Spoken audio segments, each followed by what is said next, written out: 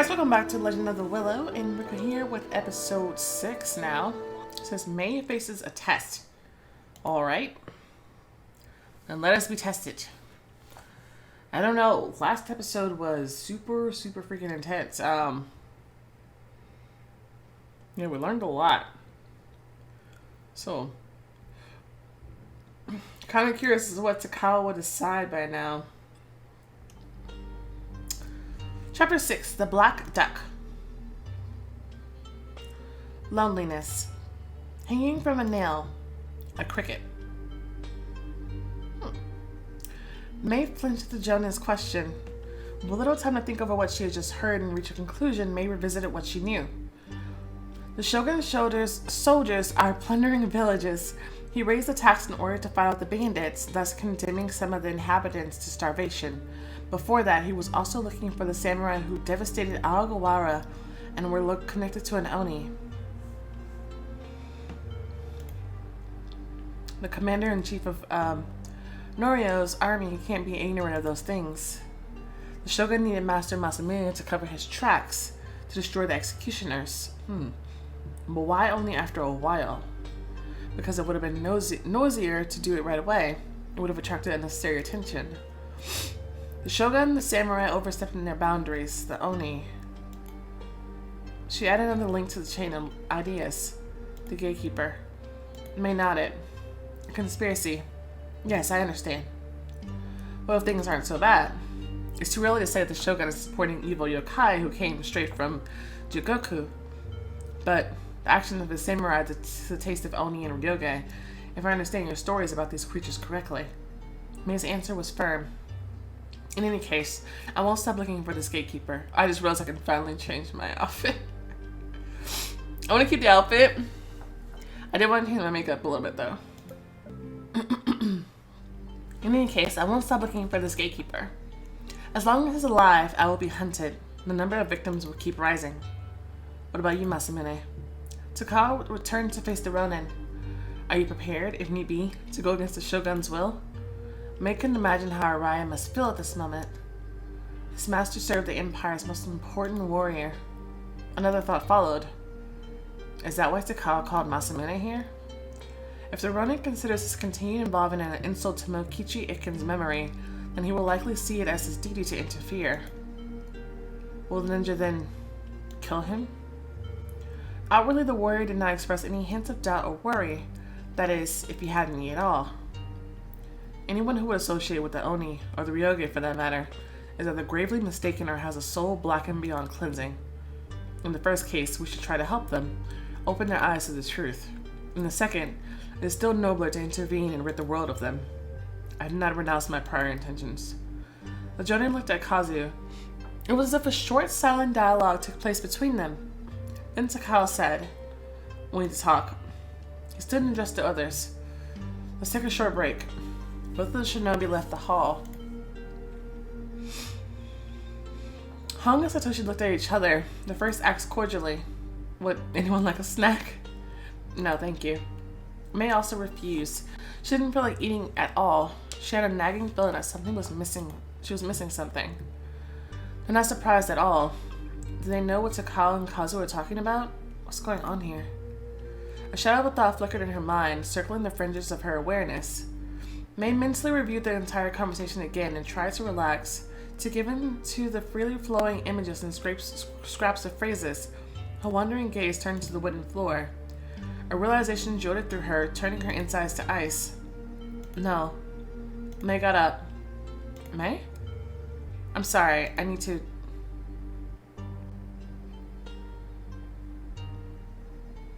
Listening, she quickly made her way through the corridor after the Jonin and Kazu. When behind the door to outside, she heard Takao's voice. I like it. However, we can get rid of it. Besides, the benefits are unknown, and the risks are too high. Making herself known, May coughed and stepped out into the veranda.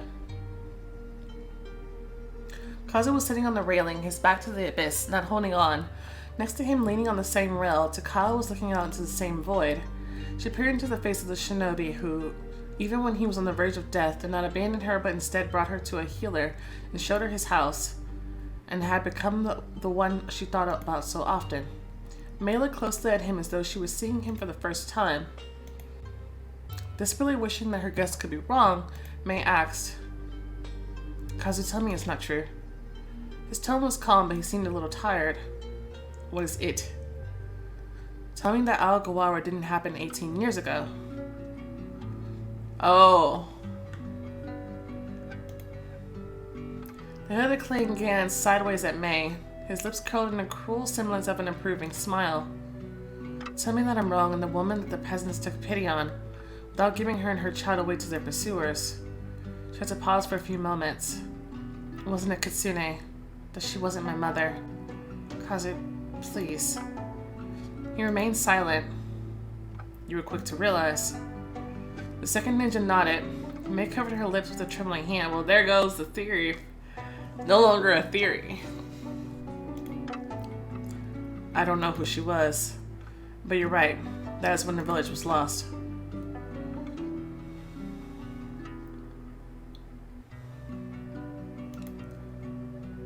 She imagined dozens of peasants killed, unable to fight off the samurai. People guilty of only one thing, showing sympathy for a woman with a baby in her arms. She imagined her mother, hunted, fleeing, and soon dying under the willow, but in the end, she managed to hide and save her daughter. How did he get over this when he was a child himself? What did he see then? And then we crossed paths so many years later.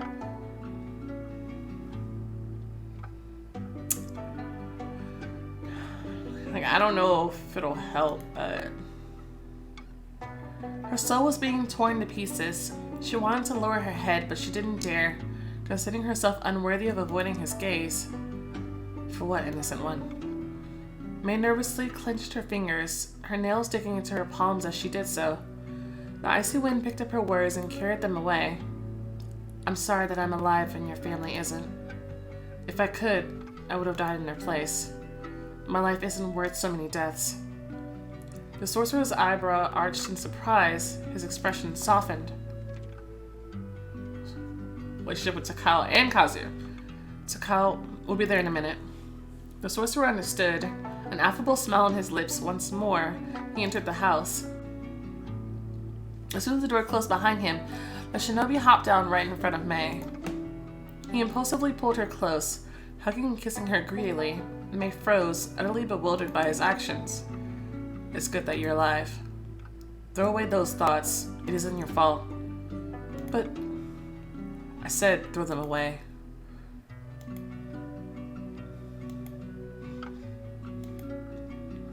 She bowed, then asked, "Did you and Takao figure it out right away?" "After Masamune's story." "He's having doubts, isn't he? Want to talk about it with you?" Shinobi closed his eyes in confirmation. "We should go. They're waiting for us." On the doorstep, May turned back. "Kazu, since you realized so quickly, have you considered why a kitsune would flee in human form?" "The fox form must hunt. To transform into a human every time you want to stock up on food takes energy that could be useful elsewhere." "Yes, and hunting takes time." She was being chased. As he was entering, Kazu said without addressing anyone in particular, "Must get into his inner circle. The Shogun will collect some information, determine what connection he has to the gatekeeper and the Oni. If you take the contract, yes. Fumbling with small threads will consume a lot of energy. Some will break off, some will turn out to useless. Something interesting is bound to be discovered close to the Shogun himself." Everyone was waiting for the head of the clan to say something. "You'll sign the contract, May." He didn't say anything about the price. Weird. What is he up to? "We'll figure out how to get a spy into the Shogun's inner circle. It will take time. We'll have to wait for the right moment, get everything prepared." He glanced at Satoshi, who shrugged. "Everyone there is under constant scrutiny. It will take us a year or two to sneak in." "Can we manage any faster?" "We'll need a legend with a proven career. For example, introducing an official, a warrior. Nobody won't be allowed to approach him. This person must be known to society, visible. How about buying off someone who's already there? The risk of betrayal is too high." So she rubbed his brow. I know how to do it. May noticed how warmly Hung smiled, as though proud of him.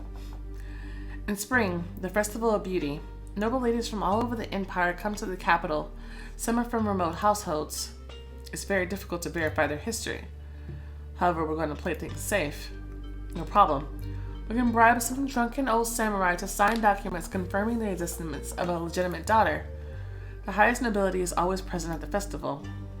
The most prominent girls from the celebration are invited to their houses as servants, company for their daughters or wives, as consorts, whoever gets lucky. Is the shogun married? No. Well done, Satoshi. An accompanying samurai will add credibility. Arai bowed in agreement. You need someone who knows how to listen discreetly and, if necessary, to cover an escape without spilling anything to the executioner. That's settled. Masamune Kazu and Azumi will travel to the capital. Azumi? You'll get to know her a little later. And I? Takao smiled. Have you met? Yes. Sorry, I meant, what am I doing? You'll wait and practice magic. She bowed, accepting the clan leader's decision. Hung abruptly intervened. Mei will be a better fit than Azumi. Hung, Mei is a geisha. You're saying she can handle this better than Azumi? You must be kidding. Azumi is perfect, a ninja kunoichi. She's trained since childhood. Perfect? The shinobi continued. In the capital, you won't need someone that was taught to run through the forest for days or fight and prepare poisons. That's not what you have to do there. The ability to have small talk, to feel confident in high society, knowledge of ceremonies, sophisticated manners, those are necessary skills for getting close to the shogun. Mei swallowed and exhaled. I'll do whatever it takes. I must admit, Mei is known as one of the Kinuyo's best students. Her flawless debut dance is still remembered to this day, despite all the talk about her transforming into a fox and so on. The Jonin looked at Mei. What? Earlier choices? Is that so wonderful? Are we going all the way back to the dance? For real? Residents of the capital have extremely high expectations, especially within the circles the shogun frequents. Sending a mediocre geisha would be a mistake. One way or another, a situation may arise where you must quickly escape or quietly enter someone's study to search their papers. Sometimes you have to act decisively. Do you understand? Of course, or yes. Of course. And I understand what I'm agreeing to. Takao doubtfully shook his head. Masamune is teaching me about the Oni and the Ryoge, and I am practicing magic, and I can learn more. Like what? Something useful. Skills that Azumi has and I'm lacking. It takes years to train a ninja. She bowed, smiling timidly. But I don't need all of ninja skills. You serious? I'm capable. You're going to see this through, Mei? I'm doing what I must. Kazu was smirking slightly. Masamune looked at her with respect. Hung and Satoshi laughed heartily. And apparently she's stubborn. She definitely stands a chance. Takao thought for a moment before he spoke. I will give you a test tomorrow. I'll give you and Azumi a little task. If you beat her, I'll believe that it makes sense to try and train you. If you fail to do it, or you do it, but I'm not satisfied with the result, you'll stay here. So that means the clan accepts the contract? Yes. Mei let a small sigh, feeling relieved but still not fully convinced that she finally had some certainty and solid ground under her feet. Masamune Arai, you're a guest of my clan. Thank you. I will not break the laws of hospitality. And he added, and I would not betray where I was accepted. The Jonin rose. We'll discuss the details later, after your test. Okay. Mei breathed in the frosty air while looking up at the sky. A snowflake landed on her face. Takao agreed. He agreed. Hong and Satoshi passed by. They looked at her but said nothing. Why did you volunteer, capable one? I truly believe that would be more useful. Kazu nodded, accepted her explanation. Will you fulfill your request? Of course. Survive. You too. You have to. Let's go. I'll take you home. Or we can go to your home. Just saying. Mei had no idea what the Jonas assignment might be. It could have been anything as far as she knew. We'll have to run? Use magic? Well, it's not fair. Azumi doesn't know magic. I assume it has something to do with the black egg? Duck? What was the name of the chapter? I've already forgot. Egg? An egg or a duck? After you use magic. I can barely do the first one, and the second is beyond her. The next day, before even the first rays of the sun, Hung appeared. You and Azumi will come with me. Takao told me to keep an eye on everything. I'll explain more when we get there. Managing not to yawn while fighting to keep her eyes open, she clarified. Right now? Yes, get ready. Again, she underwent a long passage while blindfolded. Traveling with Hung was more difficult. May constantly stumbled, bumped into branches, and slipped. When the blindfold was finally removed, she recognized the forest. We're on our way to that cave. Yes, come on. We still have a long way to go, still. All the while, Azumi had never addressed May. She did not look at her at all, as if not noticing her presence. Hung, what should I do? I'll tell you later. You must make it before nightfall. It's cold. The shinobi lit a fire in the hearth. May, do you remember the village where Kazu and Satoshi left your horses when you made your way here? Yes. Do you remember the road to it? She thought about it. Yes. What's in the village? A black duck. Not an egg. A duck. I'll be waiting for one of you to bring it here. What duck? A black one. So you have to steal it. Yes. Believe me, the owner will not be upset. He is paid very well for this. The kitsune glanced at Azumi. The kunoichi looked cheerful. Hope it's only outwardly. We walked all day. She must be tired too. You must do it quietly. No corpses, obviously. He pointed to a chest. Finding a black duck. Change your clothes. And then he left. Azumi took out a small bag and disappeared into a nearby room. May also looked into the chest, pulling out several dark outfits. Shinobi outfit.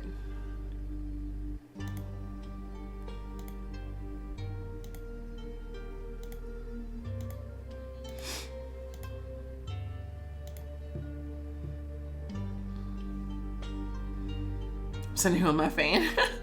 Not a mask. Ooh.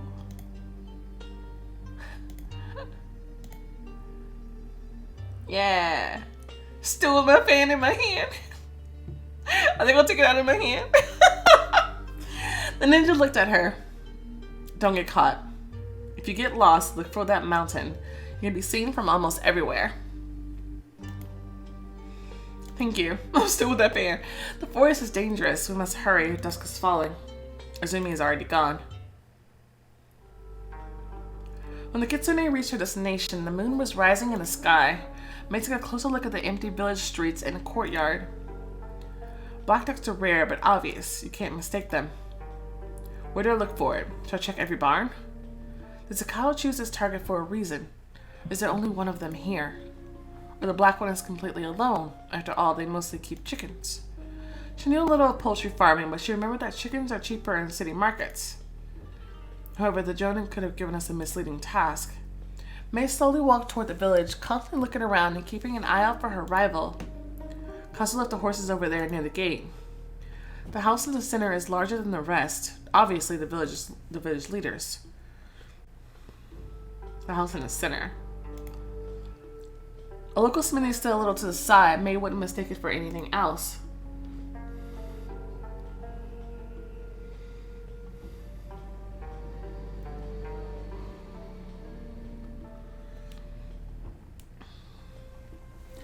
Check barn after barn. Sounds like that's wasting a lot of time. Why would a black duck be at a forge unless it's not an actual duck? It could be an object, which is what I thought it was from the beginning. But then she made me realize that they might be looking for a real duck. This is very loud. We'll go to the big house. But they said he didn't want the duck. And what would he be doing with a duck? If he's the village leader, he's not the one looking after the farm animals. Those would be in the barn. I forgot what they said with the house, what was going on with the house by the cedar. So I think the first two are out. They just kind of randomly threw that in there. Like, that's the smithy. I'll definitely recognize that. Like, that's fine. So I'm in between going to the big house with the village leader. I just don't understand why he would have a duck. And that seems like super straightforward, you know?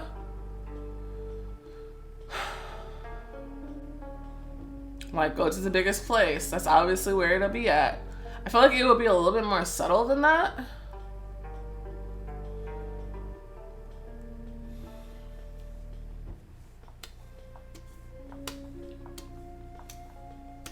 I kind of want to go back and reread what they said.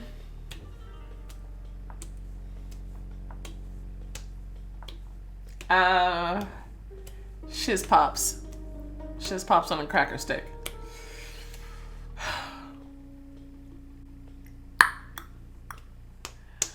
I'm not feeling the big house. Guys, I'm not feeling the big house, though. That seems like a misdirect. I'm gonna try the house by the cedar. If I'm wrong, we'll try it again.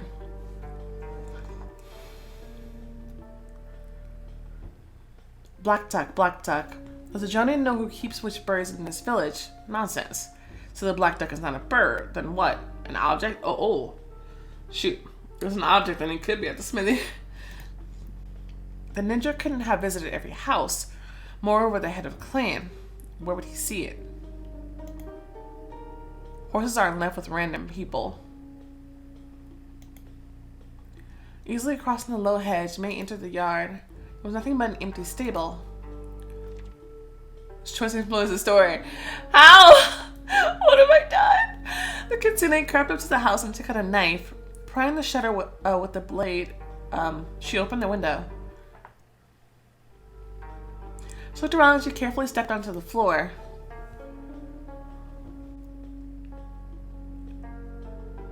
Quiet snoring echoed behind the wall. I saw a black bird on the wall. But that was a picture. May took a step. A boy squeaked under her foot. The snoring stopped. Is the owner awake? I need to find a chest, a basket, to the screen. The screen? Oh no. There was nothing behind the screen. Oh no. No. Oh no. Okay, I think this is the right house.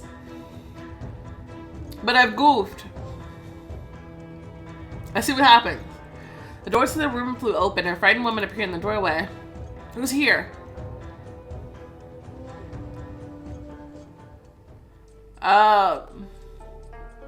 A basket? I saw this basket here. It's close to the bird picture. The wall above the basket was decorated with a few drawings. May put one of them down. There. She rushed back to the window. Oh, that was it? I saw it on the wall a while ago. I'm gonna let me pick again. She rushed back to the window. Prior choices have affected the story. Painfully bumping her hip on the window frame, she tumbled out into the street and started running. Behind her, she heard a scream. Thieves!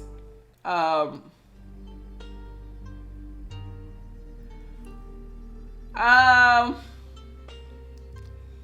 don't know if that's a good thing. Because he said also that if I complete the task, but not to his satisfaction, then I don't get it. Okay. I think we go back. I think I go. Okay, so we go for the cedar house and the basket immediately. Okay, immediately we're gonna go for the basket.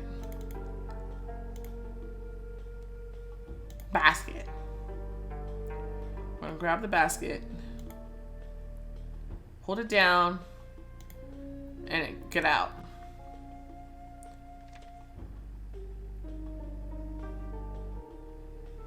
Straight and ran. And nobody shouted thieves. I think that was the ticket. Okay. We got what we need. Hopefully we grabbed the right thing. There could have been other objects in the other places. I don't know. Keeping in mind Kazu's warnings, the kitsune did not return to the hideout at night. She waited for dawn in the outskirts of the village, and only then, terribly freezing and tired, went to Hong. Hope Azumi isn't waiting for me on the way to the cave. I'm too tired to deal with her.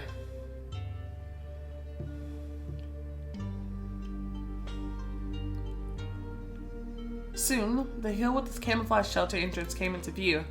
She pulled out the rolled up drawing and wanted to see it in the light.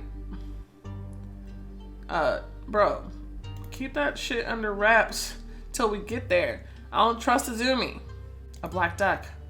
Tucking the drawing away, the kitsune shook her head.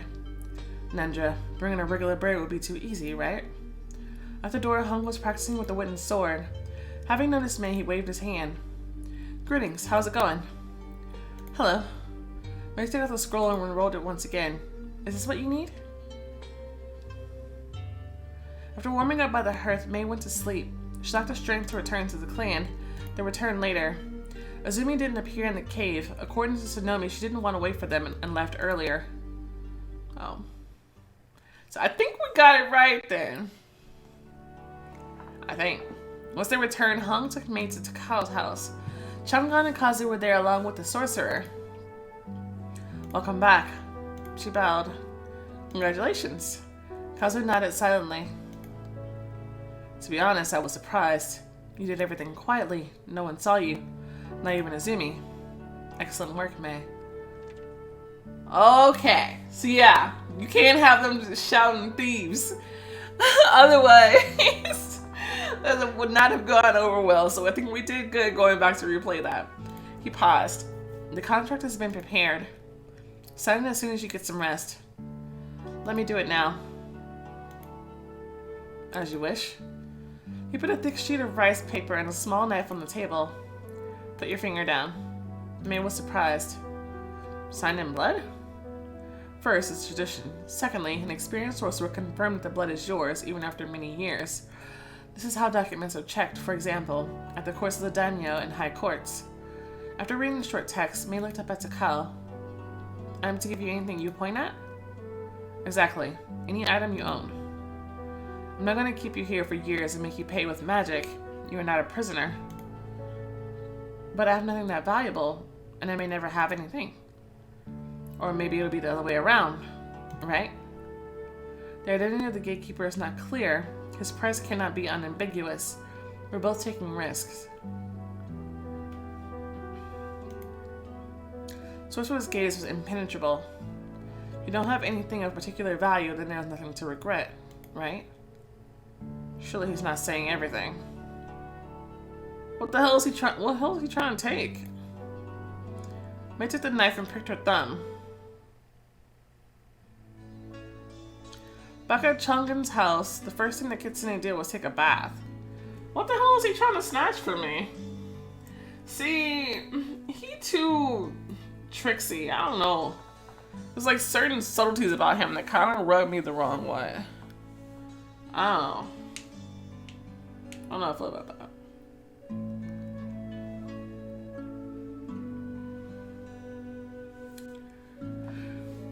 And you can't blame it on him being a ninja either. Because I don't get the same sliminess from Kazu. I don't know.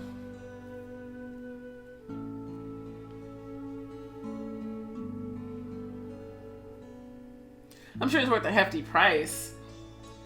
But like, making somebody agree to something that they don't know what you're taking is like the shit that the Oni would do. That's my problem. You know what I mean? I don't know. Back at Chunga's house, the first thing that Kitsune did was take a bath. However, neither bathing nor combing her long hair could calm her excitement over what just happened.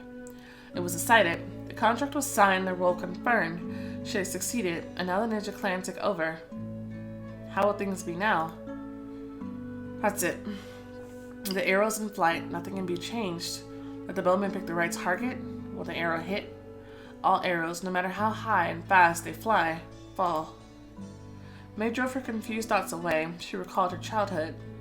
She recalled a lesson in which she learned to throw fans, how one of them fell, hitting her right on top of her head, and everyone around was laughing at her. That night, she almost ran away from Nokia, believing that she was dishonoring her mentor in front of the rest of the geisha. She remembered how she was caught, Mr. Sumiko upset, and how she rejoiced when she watched the beautiful dance May had secretly prepared for her. Small wrinkles in the corners of her eyes, laughing and proud of her student. Sun coming in through the window. The movement of an obedient fan defiantly soaring upward. Now it's not a fan that I must learn to catch, May said, trying to convince herself. I can do this. No other paths remain. She smiled. However, her smile was quite different from what the geisha are taught. Geisha. It carried on an undercurrent of irony and defiance. The edges of her soul stung unpleasantly. May walked around the room, corner, wall, and corner again. I don't want to be alone right now is 103? 103? This better be quite the scene. That's expensive. This better be one hell of a scene. Right now? He'll understand everything. He won't think I'm ridiculous, funny, or wrong. I'll come and tell him something about the ancient customs of the Legend of the Moon, and he'll guess that I've just gotten lonely.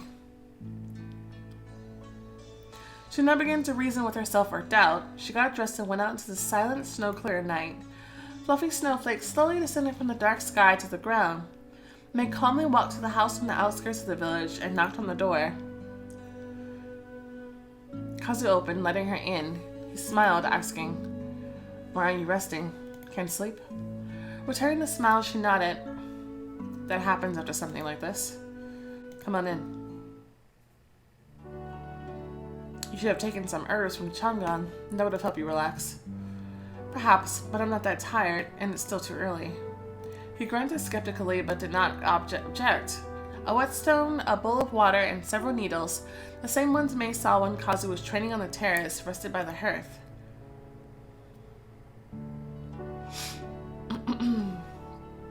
Do you use these in combat? Rarely. I'm practicing. May tried to imagine how much force it would take to drive a needle into something solid from afar. You don't carry a sword or a bow. You practice using needles. And you prefer a knife? Usually. It's comfortable.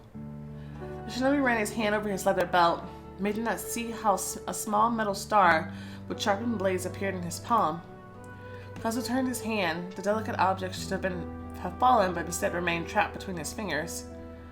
Or a shuriken. Pretty. It's interesting. Take it. Don't hurt yourself. Take it just like I do. Yes, that's right. After inspecting it, May returned it and disappeared from the shinobi's hands. Realizing that this weapon was always with the ninja, May shook her head. Invisible. Is there just one or several? He chuckled. Curious one. Are you going to search me? I'm sorry, there are several. You never use them. Why? They're not a knife. They're needed only when there must be bloodshed. The ninja continued to sharpen the needles, periodically dipping them into water for some reason. May, sitting next to him, gazing at the flames, wondered how the shinobi usually spend their evenings. The repetitive, coarse sound, the occasional crackling of the fire, the cozy twilight.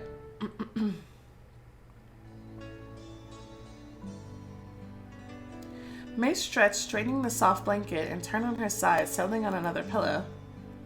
Another pillow? The kitsune jumped, rising, her eyes open. She looked around. She was dressed and sat on a widespread bed with a light cloth concealing her from the rest of the room. She pushed aside the fabric. There was nobody there, only a crack in the wall glowed dimly, indicating a slightly open door. That's a pretty bed. May nearly groaned in frustration. Ugh. I came to pay a visit and fell asleep. Unbelievable. Terrible. He had to move me. She put her hand to her forehead. How do I apologize now? It was a series of gentle knocks on the door, and a similarly gentle voice said, May I come in?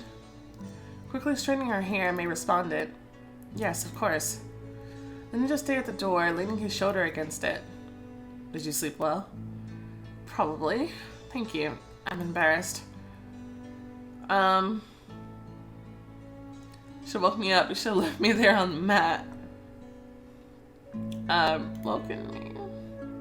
Waking you up, getting dressed, and leading you to the Changan through the cold must simply to carry you here.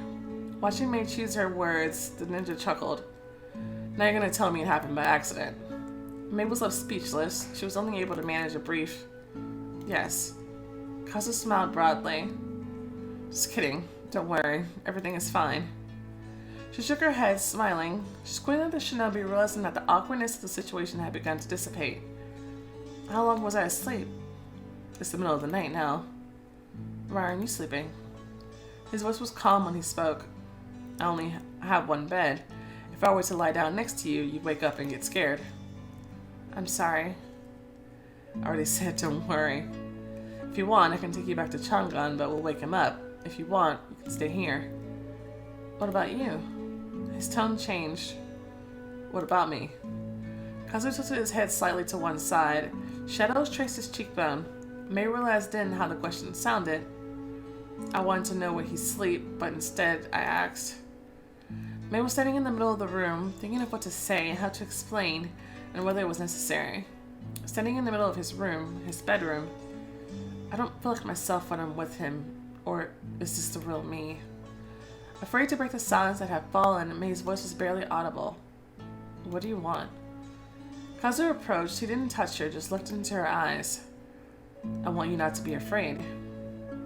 But I am afraid of myself, of him. I'm afraid I'll ruin everything, and it will happen again like in the Okia. Ooh. I'm afraid to stay, but I'm even more afraid to leave. She did what she almost always did when she was scared. She took a step forward, a step toward him. May took his hand, froze for a moment, then moved her finger, stroking his hard palm. Kazu caught her lips with a kiss, brushed them with the tip of his tongue, opening them, pushing deeper, gently, slowly, persistently.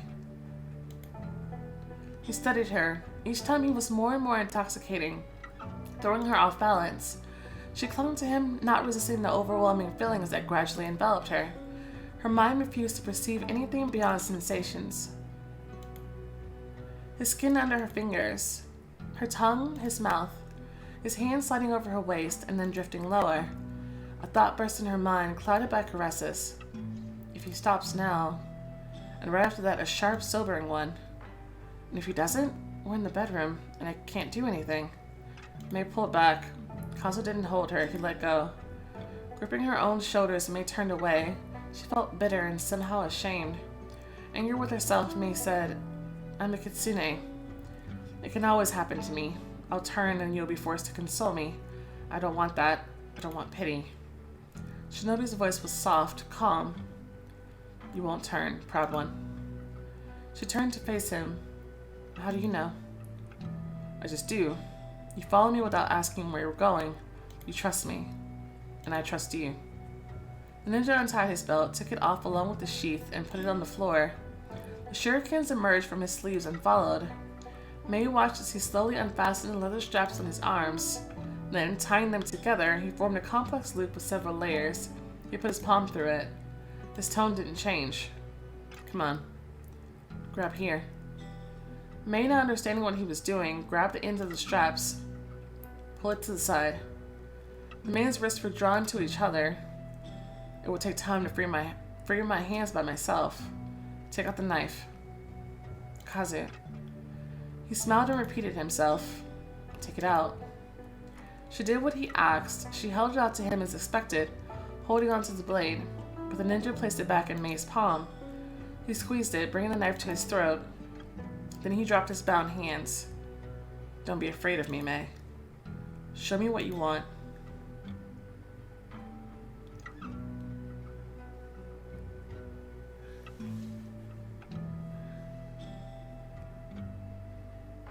He reached out again, his lips touching hers. Without holding back, rekindling desire, Kazu took a step forward. She stepped back. One more step and another. Without breaking the kiss, the shinobi and the kitsune found themselves on the bed. The man lay down with his tied hands resting above her on the pillow. May took the knife from his neck, gently kissing the place where it had touched his skin. She ran her fingertips along the edge of his ear, his chin, then gently pushed the fabric of the kimono aside, exposing his shoulder. She kissed it. Then little by little, she moved to his stomach. His muscles tensed. Her caresses were still unskilled, random. The shinobi's breath hitched. He closed his eyes, and she understood. I don't care if I turn or not. He's not scared even if it happens. Good Still quickly cut through the leather strap, freeing Kazu's hands. She trusted herself to him, completely. Allowed him to drive her wild. Her clothing slipped from her body. The unsightly bruise on her leg was revealed. May instinctively wanted to cover it up, but the shinobi hugged her while whispering, "Beautiful one, you're perfect the way you are." And it no longer mattered to her. Kazu's confident caresses. Her response to his every touch, excitement became shivers. The man's slender hands lifted her breasts, lightly squeezing them. May leaned toward him. Kazu was in no hurry. He was teasing her, dragging out the tenderness to a frenzy, to a moment before the breakdown. Whoa.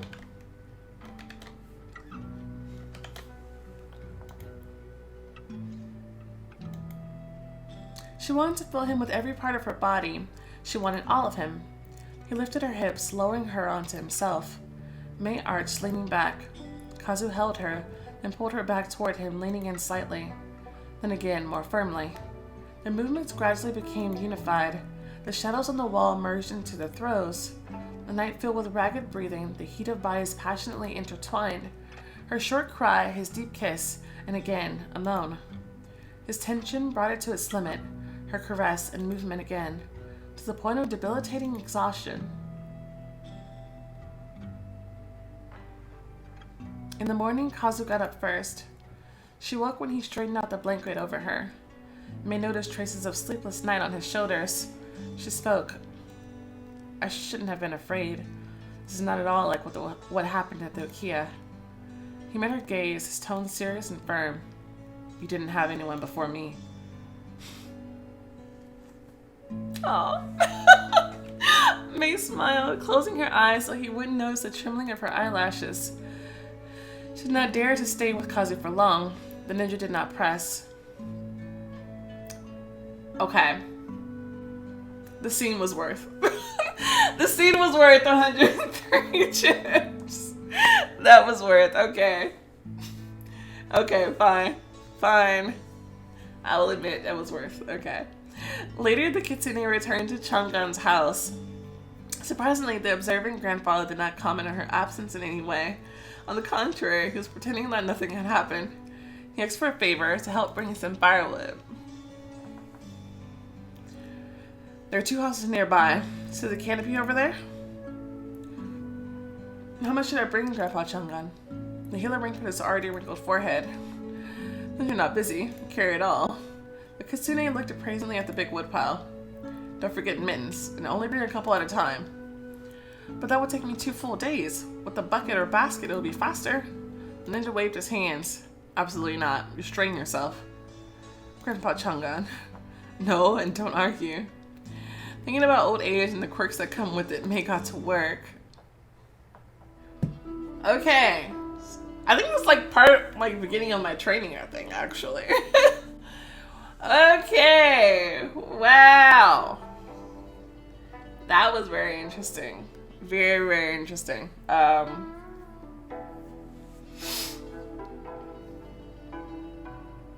Okay. It's really interesting. I like how the story matters. You know what I mean? I was just saying the other day, when I was finishing up the season 1 finale of Suits by the Rhythm, I kind of felt like there was no build-up. Like, okay, it was discussing a problem that she had where she was afraid to dance on stage, but they never went into details about why that was a thing or anything like that. The story didn't feel earned. Her emotions didn't feel earned or anything like that. And I feel like this is completely different. like we were right there with May in the beginning. And, you know, she's kind of been struggling with that over time, like slowly coming to terms with the fact that she turns the most when she's feeling, you know, out of control, not in control of the situation. Like someone could just do anything and she has no power in the situation. That's really, really scary for her. So her reaction here was very, very genuine, and emotions felt very earned. Yeah, and I felt for her, for sure, in that moment. I feel like that's the difference. That was just good storytelling. You know, I feel like she's like progressing in her story. She's already been an amazing character thus far, but yeah, I feel like they even more developing her story and developing her character, and her kind of overcoming the fears and Kazu helping her once again through his way. I'm sure Masamune might be a little bit different. He might be a little bit more like gentle, kind of coaxing, you know, really protective, that sort of thing. Whereas Kazu was more of the type, like I mentioned before, to do the empowering. So he tied himself up. You know, it's like, you know, the power is in your hands. Like seriously, you can do whatever you want. Just show me, you know, what you want. If you don't want to be here, you don't want to do anything, you don't have to. You know what I mean? That's completely up to you. So, I like that line. What did it say? She did that what she always did when she's afraid. She took a step forward. I like that. I do think that's very indicative of her character. Yeah. I really like May as a character. Yeah, we had a weird hiccup in the last episode that was a little strange of her reaction. But overall, yeah, she's a really strong character in a way that I haven't felt since like Adelaide of Cells in the Fog, for sure. Once again, same author, so not surprising, but yeah, I enjoyed that scene a lot. I feel like that was very earned. It felt nice, felt natural and genuine. It wasn't like a surprise sex scene all of a sudden. I feel like that happens. Like sometimes you're just like, oh, okay, they're doing this now. Okay, sure. Yeah, that was really cool. Anyway, I enjoyed it. So that's all I really got to say about that. But yeah, I don't know. Tell me how the Masamune scene went. If you're dating Masamune, tell me how that scene went. If there was a scene, I don't know. There might not be. I'm sure there might be though. Cause it said, I don't want to be alone. Like, is it like cheaper if you're not having something like that? Is Takao a love interest? Because whenever she has something to do, she automatically always chooses to go to Kazuya because he's my chosen. So I don't know. I feel I'm still getting relationship boosts with Takao, but I might have missed the boat there. I feel like, I don't know. If you know, let me know. Yeah. Anyway, guys, I thank you so much for watching. If you enjoyed the video, go ahead and show a like button, some love, subscribe to see more content like this, and I will see you next time. Bye.